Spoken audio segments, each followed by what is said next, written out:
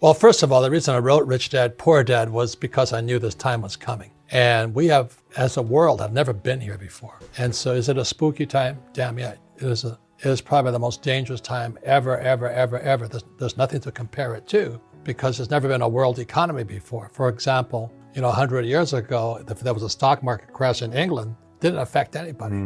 Now the US goes down, the world goes down. So plus with social media and all this we're doing now, and so we've never been here before. And I'm excited about it because I make more money in crashes than I do when they go up. So, but for the average person, they'll get wiped out. I'm afraid at the worst, I hope I'm wrong, but I think we're heading for a global depression. Global depression? Yeah. What does that look like? Depression. I mean, people are depressed. The economy stays down.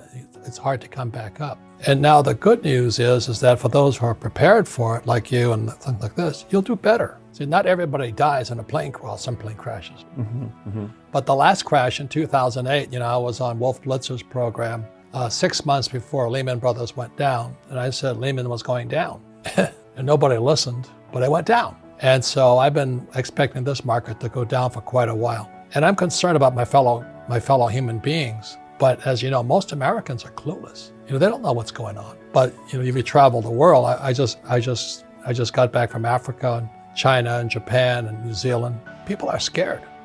Australia, which hasn't had a recession in 30 years, is in recession. But Americans are fat, dumb, and happy, having a good time, which is good. But I'm concerned. That's all I can say. I'd be afraid if I had kids. I think as an adult you can go hungry, but you don't want to see your kids go hungry, and that's what's going to happen. You think it's going to get that bad? Yeah. And the U.S. dollar is fake. Never in the history of the world has any fake money ever survived. And we're doing the same thing. We just keep printing this money. And when I wrote Rich Dad, Poor Dad almost 25 years ago, people said I didn't know what I was talking about. I said savers would be losers. Now, today there's quantitative easing, which is counterfeiting money. And then you have zero interest rates. And people are still saving money. Are you nuts? They just printed, I think, $500 billion in September of this year because the repo market is going down. And the average guy goes, well, what's the repo? They don't know. So that's why it's fake money, fake teachers, fake assets. Our education system, it has been my rant forever. Why don't we teach people about money? Why is it? We all use money, but we don't teach people about it. So that's why I'm concerned. And I wrote this book, Who Stole My Pension? It's already sold out.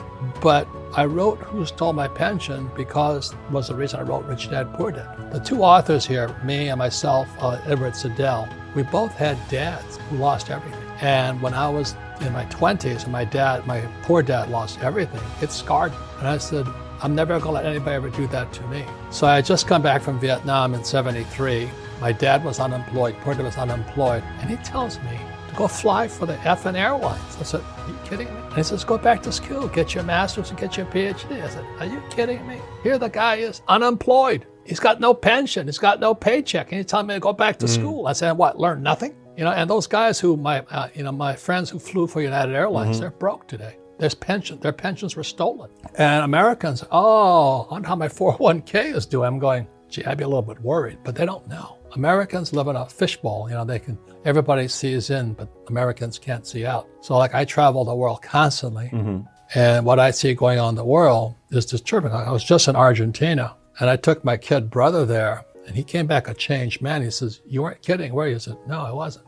My brother could not believe that what happens in Argentina is going to happen here. So the fear today, I think people are a little bit wiser, is because they do remember 2008 and they do remember 2000. So 2008, 2000, 2008, and here we are today. So I think most people are at least kind of tuned in. I hope it doesn't come down, but I'm afraid it will. But I want to say what you did was really, really smart, because the best time to start a business is right after a crash. I made more money after 2008 than ever in my whole entire life because everybody was hiding like little cockroaches. You made more money after 2008 than your entire life. Yeah, so when, here I'm talking about the coming depression, everybody says, oh, you're such a pessimist, I'm going, no, I'm excited. I get sexually stimulated thinking about all the bargains that are going to be on the street, I mean, it's going to be bargains everywhere. But everybody else, oh, you're pessimistic. No, I'm actually optimistic. So anyway, so you're very smart. When I study business. Guys who start right after a crash do very well most of the time. 2008 was Wall Street Toxic assets. Toxic assets. CDOs, MBSs. Yes. Derivatives. And so what is it today? Wall Street just looted the pension. So this book, Who Stole My Pension, it's like I said, my co-author is an SEC attorney, and he got sick and tired of seeing all these bankers loot the pensions and get paid bonuses. And then the labor union guys who manage the funds get paid bonuses. And the guys who manage it get paid bonuses. Meanwhile, the workers get screwed. So when this next crash comes, it's going to be horrible. Now you look at the other guys, so there's two authors. Ted Siddell, SEC attorney. His father was a CIA operative in Uganda, and Idi Amin killed his father. So his family went broke because there was no body. He couldn't collect anything because no body, no corpse. Whereas my father ran for political office against the governor of Hawaii, and he got crushed. And the governor says, "You're no job, no paycheck, no pension." So my old man's broke. So it kind of put us on edge. You know what I mean? I don't trust my government. I'm not a Republican or Democrat. I like Trump, but they can't save me. Trump, Biden, Sanders. I mean, it's a cast of characters, right? You got the Donald on one side, and then you got Comrade Sanders, a commie. It's a reality TV show up there. You're counting on the government to take care of you? I mean, wake up. So you don't at all look at it as they have an effect over your net worth or your next moves? No. So you're... That's good. You want to make sure that no matter who's in office or if it crashes, you're okay. That's the most important thing you can do. You don't pivot based on presidents? No, of course not. They don't affect me at all. You don't pivot based on presidents? No, I'm not a stock guy, that's why. Okay. So I'm a real estate guy. I own businesses. So the Rich Dad Company does better in a crash. And apartment houses, they always do well because people have to have someplace to live. And I own oil wells because people are always burning oil. I always protect my assets that they're crash proof. So let me ask you, the average person's watching this right now saying, okay, Robert, I'm not like you. I don't run a company. I don't have a brand. I haven't sold 41 million copies. I don't have oil. I don't have rental properties. What can I do? I'm in a time like this. You're telling me the market's going to go in shambles here pretty soon because of currency, and we printed $500 billion of money in September just in 1 month, not including the $3 trillion we printed in the last 7 years prior to that. What do I do to be prepared for a time like this? Well, first of all, everybody can do something, but they won't. And that's the problem. The reason, who stole my pension, there was plenty of money in it, but nobody did anything. They just stole it. And people did nothing. It's like I said, when the crash came in 2008, not one of those guys went to jail. They got paid bonus. So there's something rotten inside America. And I think the problem with many Americans is they're complacent. They expect, well, it'll heal itself again. So the thing that everybody can do is, my first investment was a gold coin in Hong Kong. I bought a Krugerrand. I was flying off an aircraft carrier in Vietnam, and I went to Hong Kong and I bought a gold Krugerrand. The date was 1972, but that gold coin today is worth almost $2,000. The one gold coin? Yeah, and I still have it. So what'd you pay for it? $50. $50 to $2,000. 1972? Yeah, it just sat there. So I have and so I never, because I understand money, that quantitative counterfeiting and zero interest rates, I don't trust the dollar. So for most of my life, I've saved gold and silver. So I have millions in gold coins and silver coins. I just kept saving it because I don't trust the dollar. So everybody can buy a silver coin today for $20. A silver eagle is $20. But how many people will go to a coin shop and buy it? Probably none.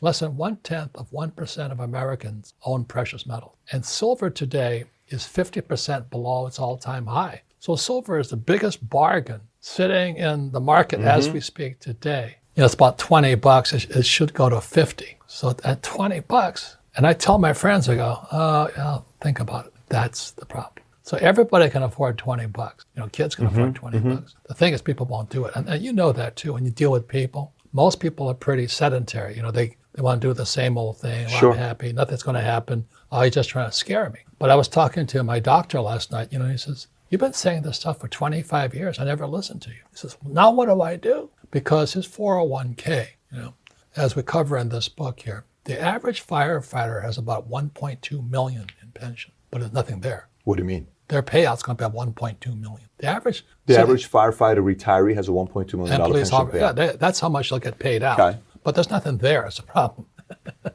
Meaning what? Meaning they don't have the money to pay the benefits? It was stolen. It was stolen by Wall Street. So how is that going to be fulfilled? We wrote this book. How is that going to be fulfilled? Because I know one of the stats you said You said by 2050, 2 billion retirees will be above the age of 60. What was the stat you said about? Okay, in 10 years, 2030, 2 billion baby boomers across the world will retire. Japan's broke. Argentina's broke. China's broke. Italy's broke. Germany's broke. All these old guys are retiring. And the stock market, I live in a fairly exclusive place in South Carolina, and I was talking to my friends there, and they said, oh, we love Trump, we love Trump. Stock market's at all-time high. And I said, yeah, but so is our debt all-time high. See, they watch the stock market, they don't watch the debt. And the repo market, the repurchase market, is one of the biggest markets in the world. The Fed is bailing that one out now. So the average American is watching the stock market, but not what's really going on. So that's why I wrote Who Stole My Pension? So that means retirees, their kids,